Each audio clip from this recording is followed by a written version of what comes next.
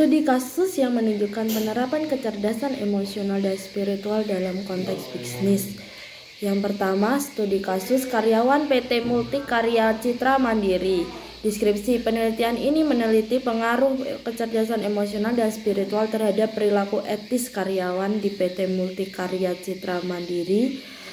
Kecerdasan emosional dan spiritual memiliki pengaruh positif yang signifikan terhadap perilaku etis karyawan.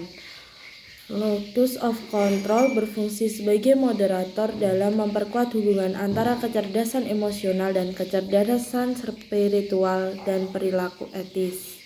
Studi kasus yang kedua yaitu Hotel X. Penelitian ini mengkaji pengaruh kecerdasan intelektual, emosional, dan spiritual terhadap kinerja karyawan. Semua jenis kecerdasan berpengaruh signifikan terhadap kinerja, dengan kecerdasan spiritual menjadi faktor yang paling dominan. Karyawan yang mampu mengintegrasikan nilai-nilai spiritual dalam pekerjaan mereka menunjukkan kinerja yang lebih baik. Studi kasus ketiga RSUD Semarang. Penelitian ini mengeksplorasi dampak kecerdasan emosional dan spiritual terhadap kinerja karyawan di rumah sakit.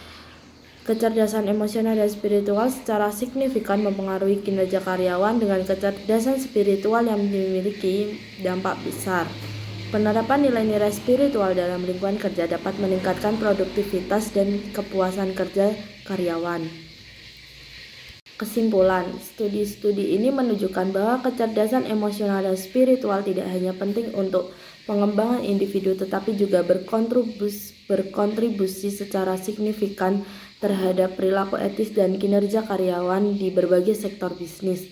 Integrasi kedua jenis kecerdasan ini dapat menciptakan lingkungan kerja yang lebih produktif dan etis. Studi ini menggarisbawahi pentingnya mengintegrasikan kecerdasan emosional dan spiritual dalam pengelolaan sumber daya manusia di suatu perusahaan.